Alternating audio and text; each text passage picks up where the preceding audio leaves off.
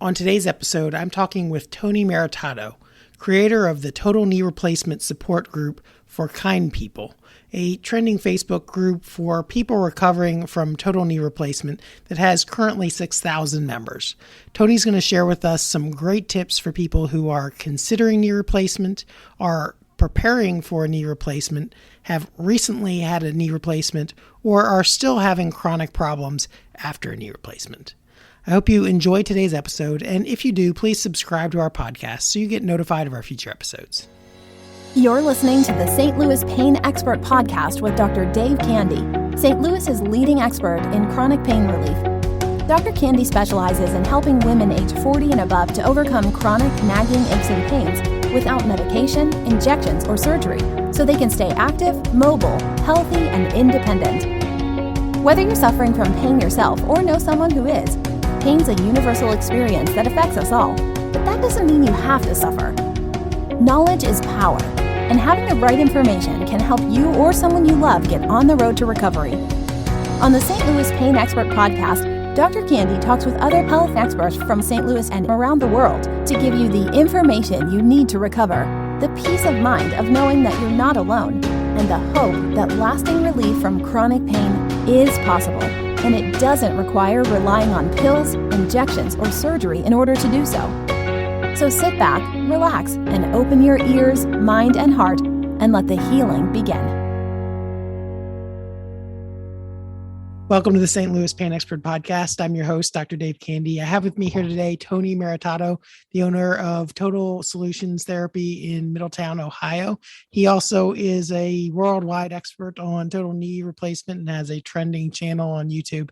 So he's going to give a little some tips and advice that you can use if you're considering having a knee replacement, if you've had one recently or in the recent past. So thanks for joining us, Tony. Dave, thanks so much for having me on. So you see a lot of patients in your clinic that have had total knee replacements. How did you kind of come to subspecialize in that area? Yeah, so just a little context on me. I started back in 2001. I was a personal trainer, strength coach. I started a little personal training studio in Sarasota, Florida. And so many of my clients were active, aging adults. They love tennis and they love golf. And like most people, they were developing some osteoarthritis. And I just found that it was fascinating to me because now we see the studies coming out, but you would see an individual with severe osteoarthritis, but no pain or limitation. And conversely, you'd see people that were doing phenomenal, but they had severe pain, but nothing showed up on imaging. So it really just didn't make sense. And we would develop treatment strategies in the clinic. And what I found was that it really came back to a holistic approach. It was food, it was sleep, it was lifestyle, in addition to the exercise. And so that was my first kind of introduction into the world of knee-specific treatment plans for osteoarthritis, which progressed to knee replacements. I had the good fortune of working with some great orthopedic surgeons down there. They let me observe some surgeries. And as time developed, I realized that therapists have very different approaches to both prehab, post-op rehab. And I wanted to bring kind of my experience to the forefront because I think what we do best as therapists, is bring our experience to our patient. I see hundreds and hundreds of people who have had a knee replacement. I've got lots of case history, but if I'm going to see a patient in the clinic, they might only have a brother that had a knee replacement. And so they can't really look at, what is normal, what is not normal, what can they expect? And that's where we kind of focus most of our time. So you mentioned early on about people who have a lot of knee arthritis and do just fine, and then people who have very minimal findings, but yet are in debilitating pain. How do you determine, if you're someone who has knee pain and also happens to have some knee arthritis, if a knee replacement is the right thing for you? Yeah, I've talked to a lot of orthopedic surgeons because just like, any profession, if a hammer is your only tool in the toolbox, everything looks like a nail. So we've come to realize over time that pain alone is not a great indicator of somebody who absolutely needs a knee replacement. And so if I could kind of informally categorize individuals, you have your individual who was in a traumatic event. They fell off a ladder, they got into a car accident, there's been bony changes to the anatomy. And because of that, their knee structurally doesn't have the integrity to support their activities. They need a knee replacement.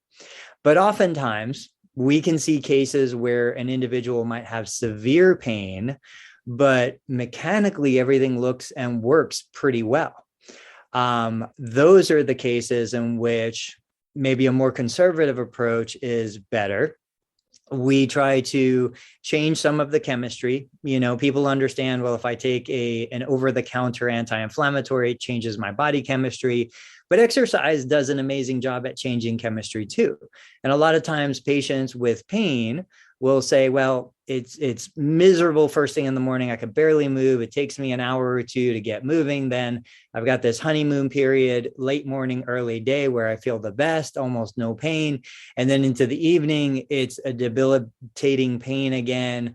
And typically what I find with those cases is that if there's ever a time in the day that the knee feels pretty good, it's probably mechanically sound, and we're dealing with chemical problems that you can start to learn to manage and make changes with a good exercise program, seeing a physical therapist that could look at the big picture and kind of take case history and create a plan of care. Whereas when you have the individual that genuinely has a mechanically unstable knee, this is the person that takes a step and the knee just buckles, or they feel like they don't have the control, they don't feel safe, they've maybe fallen a couple times.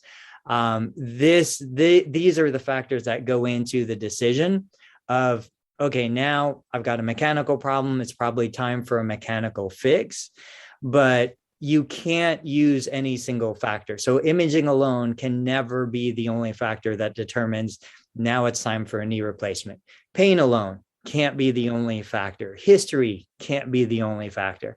You really need somebody who's going to take the time to get to understand the individual, the patient, understand the family dynamics, understand the social pressures that are going on. Is this, an electrician who's still working, who can't take 3 to 6 months off of work because their family is dependent on that income? Is this somebody who has plans for the future? And, we had a situation where somebody wanted to go on an Alaskan cruise. It was planned for months. Everything was set up. This was obviously before the current pandemic.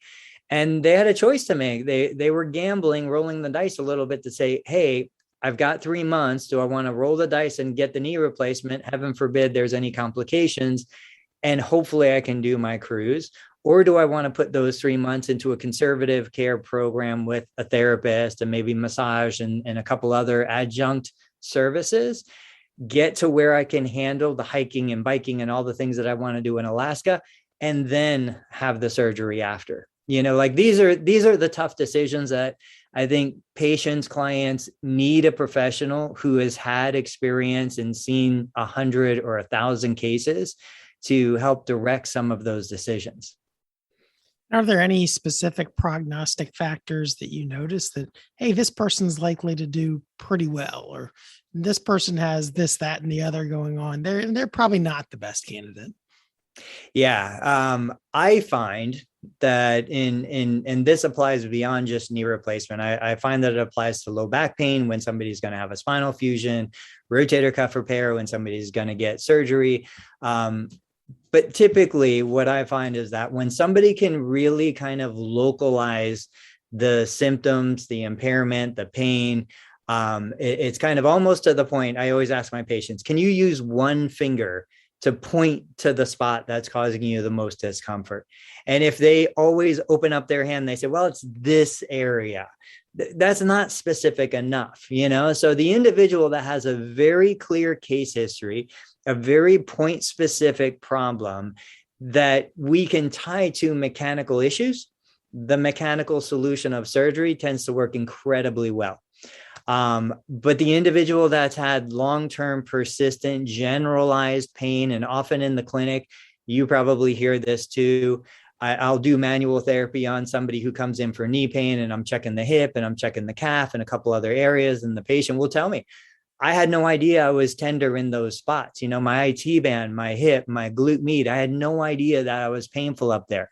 Well, the body accounts for all those tender spots and all those sensitivities. So even if we did fix the problem at the knee, we have all these secondary impairments that are going on that aren't going to be resolved with surgery. And so many times when I see a story, I run a large Facebook group. It's got over 6,000 members that have had knee replacements. And I get to hear a lot of case histories.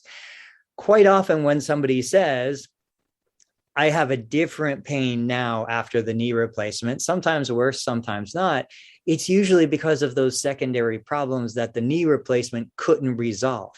The hip bursitis, the IT band issues, the pes anserine bursitis, like there's so many other things that a layperson, a normal client, really doesn't have the training or education to identify it. I talk to my mom. If she tells me her knee hurts, it could be anything below the hip and above the ankle.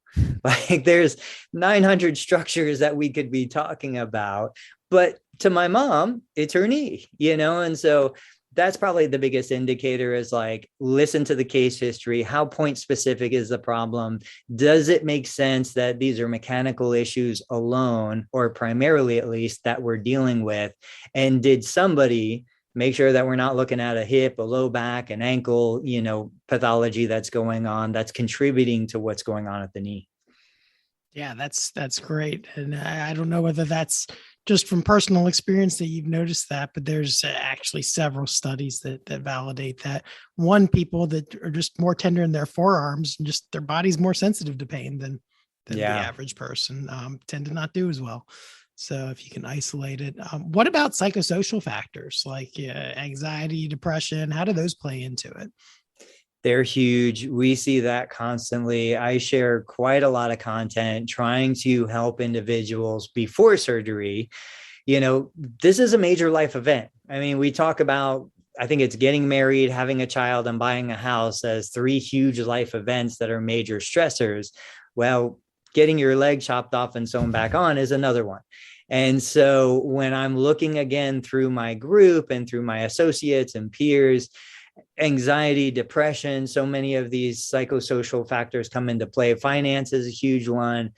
And so we need to treat this with the importance that it holds, in the sense that, yes, there's exercises we can do to prepare for the surgery, but there's also other things that we need to do. We need to make sure we have the support system in place. We need to make sure that, all the loose ends are tied, so that when my client gets home, there's somebody there ready to greet them. They're fully aware of what they're going to have to do and what to expect. We want to kind of hope for the best and plan for the worst. And with that, I always talk to patients about season, right? Here in Ohio, we have some moderate winters, but still, do I want to be in a situation where I'm walking on ice to go to a physician follow-up after my knee replacement? Do I want to get it in the spring or the summer? Like, how do I plan for that? If I have insurance concerns, do I want to get it done in January so that my deductible and out-of-pocket is met for the rest of the year? Should I run into complications? I think preparing mentally, emotionally, am I going to be ready to go 2-3 weeks without a good night's sleep? One of the most common complaints in the knee replacement support group is, I haven't slept for 3 weeks. I'm miserable. I'm grumpy. My spouse, I'm short-tempered.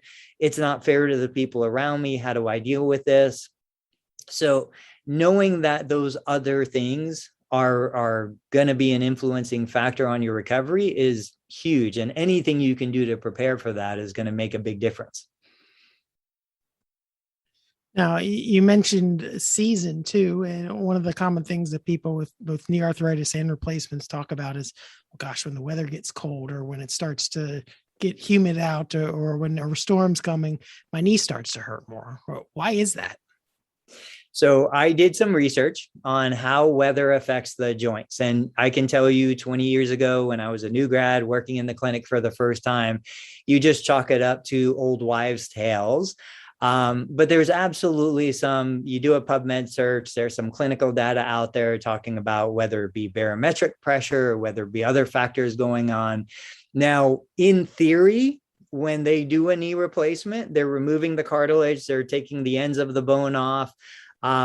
You could make the argument to say, well, the stuff that used to cause pain is no longer in there. It shouldn't be affected by seasonal changes, but we're humans. We're a system. We've got multiple joints, multiple, systems that come into play. So I would still say, at least anecdotally in my clinic, patients will continue to experience changes in sensation when there's a storm front coming through, changes in sensation with different weather patterns. And I will say, I am fascinated by the immune system. I think the immune system goes way under discussed in physical therapy conventionally, but I can tell you that when I start experiencing seasonal allergies here in Ohio area, my orthopedic symptoms kick in like crazy. And so I always explain to my patients, think about the last time you caught a cold, viral, bacterial, whatever your immune system was dealing with. I bet the first symptom was orthopedic pain. Either your back hurt, you felt stiff, your joints were achy. And then you realized, I've got a fever, a runny nose, I'm sneezing. It's because the immune system is so important in all components of human body function that I think that the immune system, like I tell you right now, middle of spring, when allergies kick in, my patients who had been doing amazingly well, all of a sudden get a flare up or an exacerbation. It's not because of the biomechanics. It's not because of the orthopedic stuff. It's because of the immune response, the histamine to the pollen and the grass and the other stuff that's going on. And that falls right into line with pain being an indicator that, hey, you should do something to change your current situation. Whether we're sick or whether, hey, it's getting cold out. And, back when we didn't live in nice heated houses, cold could be a major environmental hazard. So sure. How does your body respond to that? And how does it give you a signal? And knee pain or shoulder pain is something we're familiar with. I'm having a cold or an immune response or something like that may not be as familiar of a signal. So let's say that you've decided that, yes, I do need to have a knee replacement. How do you go about getting ready for preparing for it? And then what to do in the coming weeks afterwards? I think it's great that technology exists where we can do our own research now. We can take a more active role. So without a doubt, I've been fascinated too by this question of how do you choose your surgeon? What are the factors you look at? Where do you go to find information? I think the surgeon is a huge component, obviously, of the recovery process. Your PT team, whether it's a single therapist or a group, huge important factor in what's going on. But basically what I'd be looking at is there are a lot of resources out there that will help you prepare. But I would start interviewing local therapists. I would start with the therapist simply because the therapist has the time to spend with you, to answer your questions, to get to know you, to really understand, are you going back to an apartment or a home? Are you going back to a place with stairs or a single level? Like all of these different things the therapist is going to take into account. So I usually recommend within about ideally 90 days, but at the minimum 30 days before surgery, find a therapist that you like. And any therapist who you want to work with, they will take the time to talk to you a little bit, talk to you on the phone. If you have Medicare will pay for you to get in and do an initial evaluation before surgery and then another evaluation after surgery. But the therapist really should be kind of the integral part of your team because you're going to spend hours and hours and hours with this person. You need to know them. You need to like them. You need to trust them. You need to know that when they ask you to do something challenging, they're doing it for your own benefit. And do you need a therapist who's going to push you and be more of a drill sergeant? Or do you need a therapist who's going to be more of a cheerleader? There's different personalities out there. You want one that you can trust. So I would first connect with the therapist, interview a handful of them, figure out the one that you're going to work with. Then I choose my orthopedic surgeon. Same thing. I want a personality that I can connect with. They're all going to have a basic competency. There are some newer techniques using robotic assisted knee replacements. You can look into some of that. It just depends on where you live in the country. And then I would look at setting aside a 3-month recovery. Nothing good happens quickly and nothing good happens easily.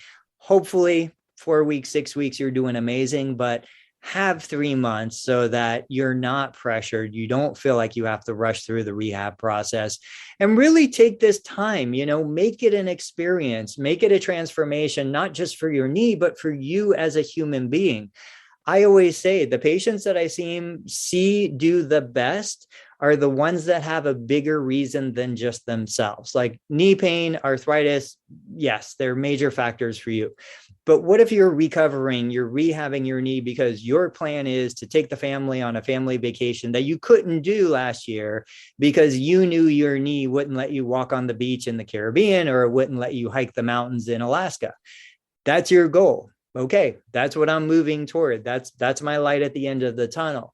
While I'm recovering, I'm going to read books about my trip. I'm going to plan the destinations. I'm going to reward myself each time that I reach a milestone in recovery by buying something or doing something that's going to move me closer to my goal. In this case, the trip to Alaska or whatever it is. But I think you have to have that kind of bigger experience outside of you to move you, motivate you, reward you, to make it a more pleasurable experience. Because if you're just doing it to get rid of the arthritis and then you're like, okay, now what? It's just kind of, you don't have the same motivation and excitement, joy. I love BJ Fogg. Tiny Habits is a great book for anybody who's thinking about going through an experience like this. It'll help you in the process of when you do your physical therapy, turning them into tiny habits, connecting them to things you already do in the day. I love Atomic Habits. I think his name is Clear. I can't remember his first name, but find the books, find the educators, find the people that you can connect with to really get the most out of this experience.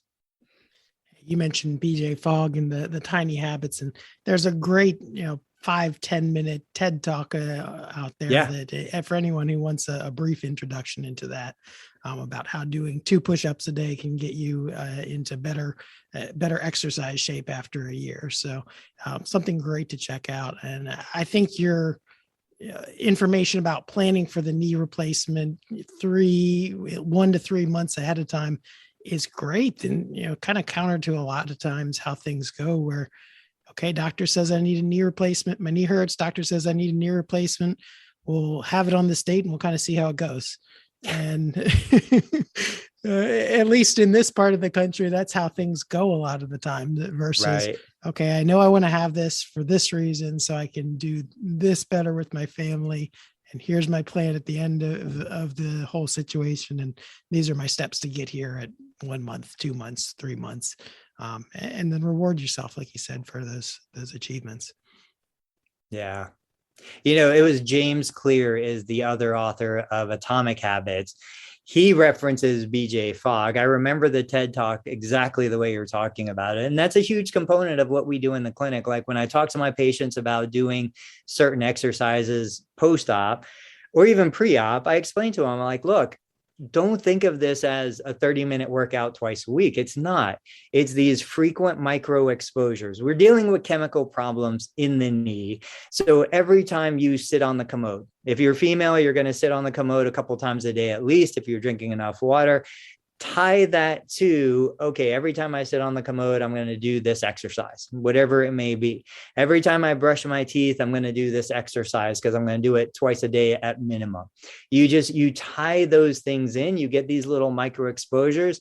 On my YouTube channel, I talk about and share a lot of videos about using a rolling pin to do some self-massage. I massage the thigh, the calf, the muscles around the knee. It feels amazing. We do it pre-op, we do it post-op. If I was going to credit a single thing in my practice of 21 years that has been revolutionary, it's a simple rolling pin massage, and so you find these little things that resonate, that click, that have huge benefit with relatively low cost, and you do them and you repeat them, and it just makes the whole experience that much better. Yeah, I can't agree more with that. And people get so caught up in the details of 3 sets of 10 or 2 sets of 15, or just do them regularly. Yeah. Yeah. So after, you've had surgery, what are the next steps? What are the big things people need to know as they come home from surgery and in the next couple of weeks afterwards? Sure. So I think that, I use this as a major impetus for big change, right? Okay, we know we need to eat better. I don't know anybody who's over the age of 40 who doesn't believe they need to eat better. So preparing your meals, having some frozen meals that are easy to throw in the microwave or warm up, having laundry done, having your bills paid, those are all major factors that you want to just get done, get out of the way so that you can come home and focus on recovery. Most patients are going to sleep in a recliner immediately after surgery just because it's kind of the most comfortable position for them. And if you don't have a recliner, there's some really inexpensive wedges and different things you can buy for the bed. But the idea is we want to make the environment conducive to healing. Within that, the number one thing that I always explain to my patients, and most of the local surgeons do as well, get up and move. Understand that there are 2 major factors. There's a cemented knee and a cementless knee. In either case, once the surgery is done, for the most part, the knee is in place, the knee is solid. Most clients are going to get a cemented knee replacement, which means that it's solid. It's not going anywhere. Patients come home very fearful, justifiably, but the reality is the most important thing is to move. So my little tip is, if you're drinking enough water, you're going to get up and go to the bathroom at least once every 2 hours, to the point that it's annoying. That's a great rehab thing to do at home. You have the ability, most patients don't realize this, you have the ability to find a therapist that will come to your home, not a home health therapist. Your insurance may or may not cover home health, but you can find an outpatient therapist who will come to your home. Medicare covers outpatient therapy delivered in the home or in a clinic. And so a lot of times, if you find a therapist that comes to your house those first couple weeks, you're not driving in most cases, so you don't have to worry about arranging transportation. You can work a flexible schedule with your therapist. So maybe they come after normal hours or they do something else. But now the other component is, if that therapist comes out to the home, they bring you peace of mind. They look at your incision. They tell you everything looks great. They help you with positioning and understanding how to set up your home environment so that you're comfortable. They can also set you up with the opportunity to provide a video telehealth service into the future. So what we do here locally is, if we have an individual that's returning home and they're not getting conventional home health, pretty much none of the orthopedics here do conventional home health anymore. One of us, somebody on my team, will arrive at the patient's home when they arrive from the surgery center. We'll help get them set up. That's the beginning of their therapy care. We'll make sure that they have the technology in hand so that they can literally push a button and we can start a telehealth video session the next day. And so we might do day number 1 in person in the house, and then day number 2, 3, 4, and 5, just a 15-minute check-in using a video platform like this, so we can see the incision, we can monitor the swelling, we can answer any questions, and we can bring that patient peace of mind. The beautiful part about this is, maybe you live in a remote area where you can't get therapy in the home every single time, or maybe it's just too challenging to get into the clinic. This allows you to use that technology. And if it's an older patient, maybe a patient that's not very tech savvy, most people will have an adult son or daughter who can at least help them navigate the technology. But like I said, if the therapist can come to your home, either meet you on your way home from the surgical center, that's like the dream scenario, or at least within a day or 2 of getting home, your therapist will set you up with the technology so that you can at least, at the bare minimum, you can pick up the phone and talk over the phone, but telehealth video face-to-face is covered by Medicare right now, and opens a lot of doors for a lot of individuals, especially patients that are returning home without adequate support systems. We don't all have friends and family that can come over and stay with us for 2 weeks. So having a therapist available through the technology is really a huge benefit. Especially like if you said they're familiar with your case before you go in and you've met with them prior to surgery. Yeah. Now, I know you're kind of running a little short on time, but could you briefly give a few tips to people who have had sort of failed, quote unquote, knee replacements, or what they can do after maybe 6 months to a year and they're still having trouble? And then we can send them links to your YouTube channel and Facebook group to get any other resources they may need. Sure. So I actually do see quite a few patients that are frustrated, we'll say, with their outcome. Of course, I've got the patients that just do amazing. I just had a gentleman, he was a mail carrier, on his feet, walking his route for 20 plus years. He had a knee replacement on Monday. He came to my clinic on Tuesday, and I thought he didn't do the surgery because he walked in normally. He had no indication that he had a knee replacement. I mean, just crazy success. And he did really well the rest of the time. But I do see a lot of individuals who are frustrated, who do have complications, who don't get the outcome that they're looking for. And I think once you kind of, there's a normal progression to the recovery, and I've got some videos that talk about it in detail, but essentially you kind of go through, you get the surgery done, you get home, first 24 to 48 hours, you still have a lot of the anesthesia effects and the medication that they gave you during surgery. It's kind of not too bad. And then it gets a little bit worse. The pain gets a little more intense, throbbing, aching, soreness, the swelling kicks in. Maybe you're not moving as much. Maybe you're starting to dehydrate a little bit. But we kind of go through these waves of getting better, getting worse. But over the first 10 days, the 10th day should be better than the 3rd day in most cases. And then, the 30th day should be better than the 10th day. And so even though you get bad days and good days, there's more good days into the future. I find that once we're starting to hit that like 10, 12 week mark, if you're not getting the range of motion you want, and I've got lots and lots of cases in which I'll see a patient in my clinic 5 days a week, 6, 12, 18 weeks. I know they're putting in the effort, the time, they're doing absolutely everything right, and they're still not getting the range of motion. And of course, those patients are getting frustrated. They take it on themselves. They feel like they're a failure. But the reality is the body is going to do what the body does. We don't have as much control over our body as we would like. And so once you get past that 12-week mark, if you're not 100% where you want to be and not 80% of where you want to be, we need to start looking at other factors. So always we want to look at, is there any possibility of an infection? There's no good testing. I've interviewed a couple orthopedic surgeons. There's just no good testing for infection. They look at certain blood factors, but at the end of the day, it's still a little bit of a guessing game. We want to look at the implant. We want to say, well, is there any chance that there's a failure, mechanical failure that's going on? Is there any chance that there's a sensitivity within the body to some of the materials used?